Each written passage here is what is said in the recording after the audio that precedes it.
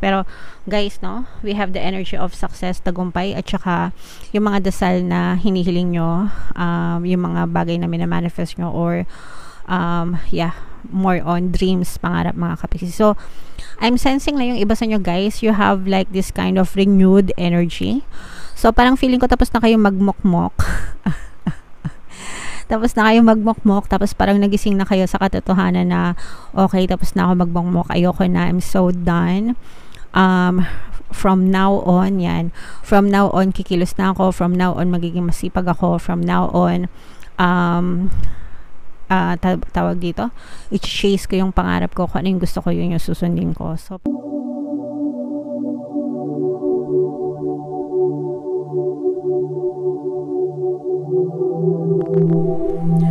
hello guys, hello Cancer, welcome back to Pinoy Pixie Tarot. Ang pamagat ng ating episode for tonight is monthly taroscope para ngayong November para sa Cancer, Sun, Moon, Rising Sign, and Venus. General reading lang guys, pwede mag-resonate, pwedeng hindi. Combination ng positive and negative energy. Sa dulo ng video, magkakaroon tayo ng yes or no pick a card reading. Ito yung deck na gagamitin natin guys. Pwede kayo magtanong ng isang tanong, answerable by yes or no. Tapos titingnan natin yung sagot ng tarot sa inyo. Okay, so sa dulo ng video yan guys, kaya make sure na tapusin nyo yung video hanggang sa dulo. So tingnan natin yung mga mensahe sa inyo ng inyong mga gabay, mga kapiksi. No need to worry. Helpful people.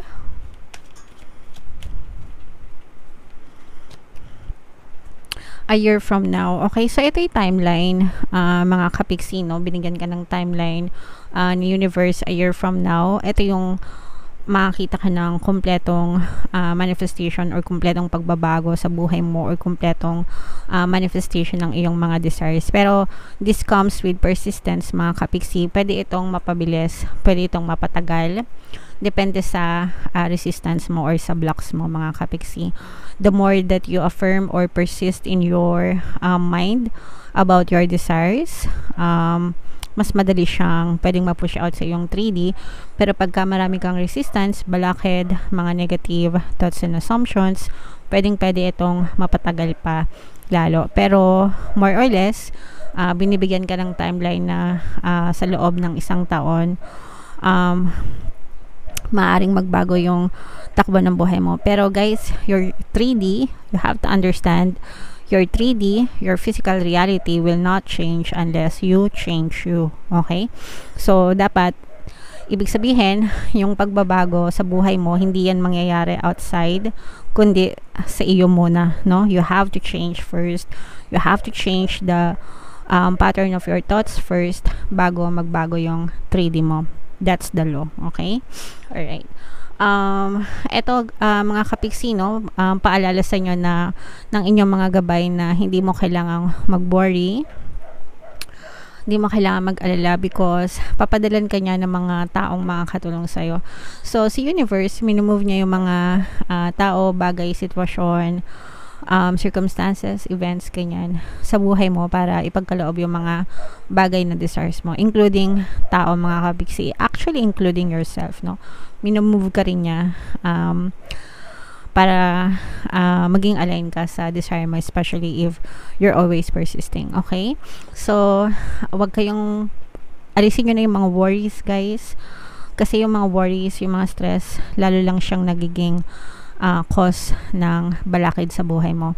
So, kapag wala kang balakid, mas mabilis mag-manifest yung desires mo.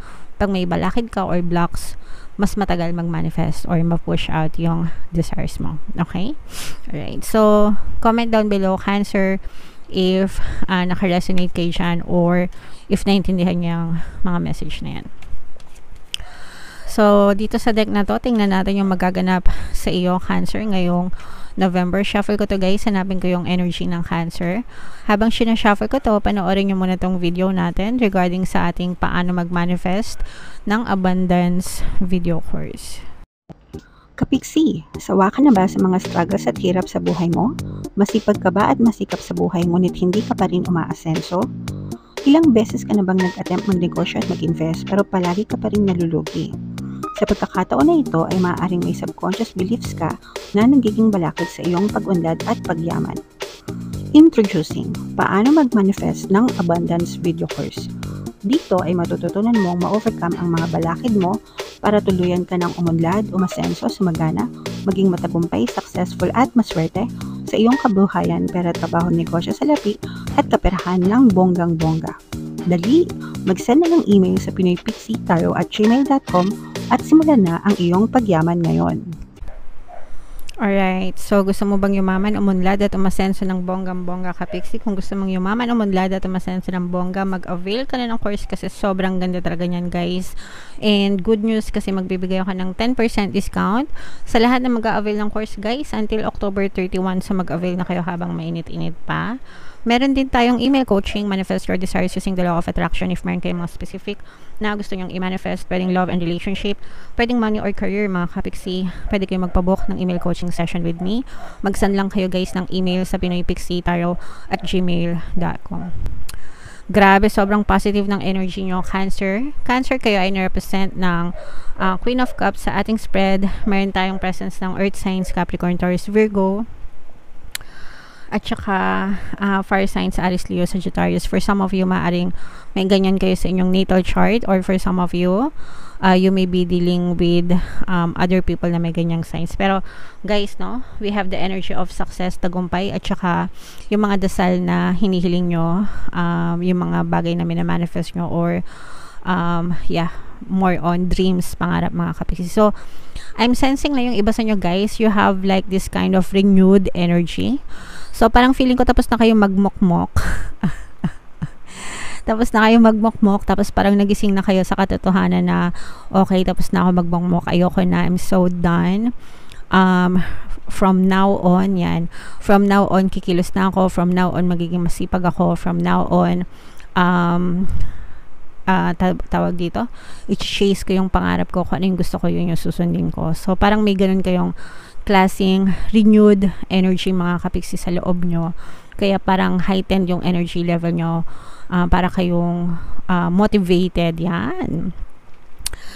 motivated and inspired, lalo na malapit ang matapos yung 2023. So yung iba, feeling ko tinatapos nyo yung mga target nyo na goals for 2023, mga kapixie. Okay, so it's never too late, guys. Meron pa tayong natitirang ilang buwan bago matapos yung 2023. So if nag-goal setting kayo, make sure na ma-accomplish nyo or ma-complete nyo at least yung mga goals nyo, mga kapixie.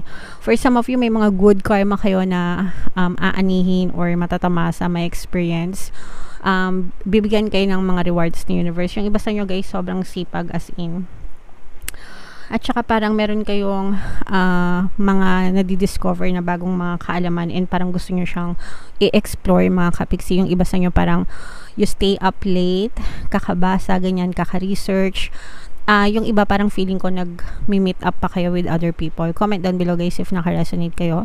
Parang may mga mini-meeting kayo ng mga ibang tao, ganyan, kasi kinakausap nyo, gathering information, which is nakakatulong sa inyo, mga kapixie. Tsaka parang yung iba sa inyo, naghahanap talaga kayo ng greener pasture. So pag sinabing greener pasture, parang naghahanap kayo ng lugar na mas kapaki-pakinabang para sa inyo. So let's say for example, meron kang trabaho, pwedeng naghahanap ka ng ibang kumpanya na baka mas maganda yung sahod, baka mas maganda yung posisyon, baka mas maganda yung benefits, or trabaho plus sideline. Baka naghahanap kayo ng ibang sideline na baka mas okay yung kitaan, ganyan.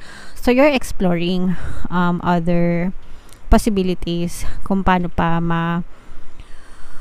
mapapaunlad, no? Kung paano pa mapapaunlad ang inyong kabuhayan. And okay lang yan, guys. There's nothing wrong with that, kasi walang masamang maghangad na umasenso at mapaganda yung buhay, lalo na kung para sa inyo and para sa pamilya nyo, mga kapixie. May mga blocks kayo, guys, yung mga limiting beliefs nyo, yun yung nagsisilbing balakid sa inyong progress, no? So always remember that you can be, do, and have anything that you want. Kasi yung iba sa inyo, ayan no, kumbaga parang yung iba sa inyo, hindi nyo pa nasusubukan. Hindi nyo pa nasusubukan, hindi nyo pa nasisimulan, parang kinakain na agad kayo ng doubts and fears, mga kapiksi, parang nagdududa kayo na kakayanin ko kaya, what if mag-fail, what if ganito, ganyan.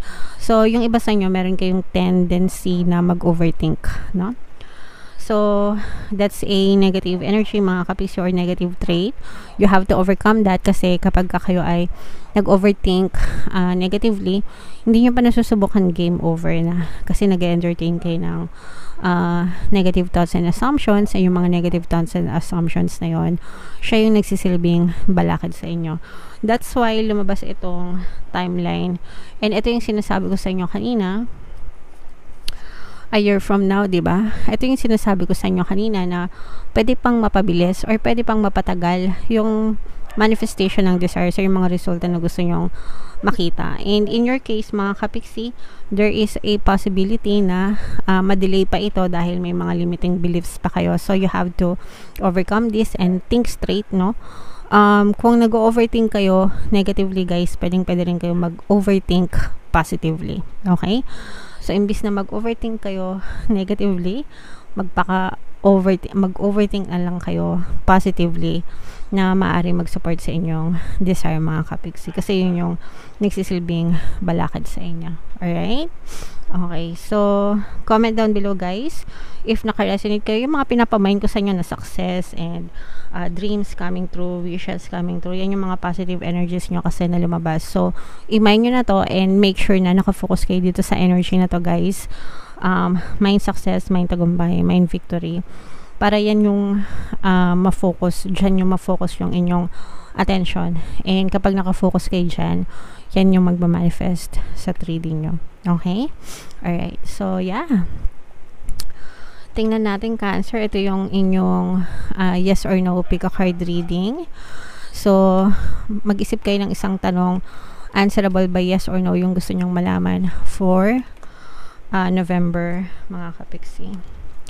Habang sinashuffle ko to, guys, no, meron tayong membership program dito sa ating channel. Sa lahat ng gusto mag-join, i-click nyo lang yung join button dito sa video na to o kaya dyan sa ating homepage. Pag member na kayo, guys, magkakaroon kayo ng access sa mga exclusive videos natin regarding manifestation using the power of your subconscious mind and law of attraction. Mga konsepto and techniques ng pagmamanifest, guys. So, maganda yun. Alright. So, huminga ng malalim. Tapos, isipin nyo yung tanong nyo. Tapos, pumili kayo ng isang card. Ito yung card 1, card 2, card 3.